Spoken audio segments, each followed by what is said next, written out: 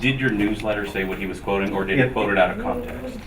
Well, it's all out of context. The first quote was about abolishing all the regulations. I said, get the unwise, oppressive regulations off the backs. And if you read my newsletter and read everything I've written and look at the things I've said in that campaign, for example, nuclear energy, I said we should go back to the regulations of the Atomic Energy Commission in the 50s and 60s. Those regulations were good. We know it because we built 100 nuclear power plants that have never lost a life in a nuclear power plant accident in the United States. So those regulations were good, but then they ramped up the regulations to where you can't build a power plant. None has been built in 30 years because the regulations became onerous. So the statement that he read, it went by pretty quick so the public couldn't hear every word. The statement that he read clearly wanted to get rid of the onerous over-regulation, not all regulation. That was incorrect, and I kind of made a little noise. On the schools, that's a different matter. And it is out of context. If you read everything I've written, which is huge, because I've been an educator all my life, you wouldn't gain that impression. But it is true that people who worry about this issue become very, very emotional and concerned about it. And I've used hyperbole sometimes, and some of those statements are that hyperbole. What he's done is gone through thousands of paragraphs I've written and pulled out the hyperbole. When you see me on television, for example, I don't know whether he's seeing it anymore, he's pounding me with the oil companies.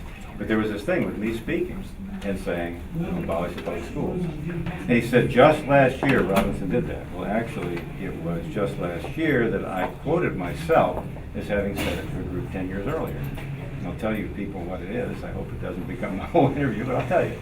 I was speaking to the Republican legislators in Maine. This is what I said in the speech that he takes it out of. I was telling it to another group about that experience. Harrison Schmidt had gone after him over the schools, and I came in and said, yeah, guess what happened to me? About 10 years ago, I was speaking to the Republican legislators of Maine, all of them. It was a huge dinner with their wives, white tablecloths, nice formal dinner. I was just a dinner speaker. And they'd asked me to speak because the Democrats in Maine were trying to put Kyoto into Maine, and they were in the majority. So I spoke. And then after there was a question and answer period, some guy asked a question about the public schools, and I was mad that night. I said, let's just get things straight. You know what happened? Pandemonium. They rose to their feet, the entire audience, and applauded for a full minute. And I said, if you'd been looking at that room, you'd have thought every Republican in Maine was ready to abolish the public school.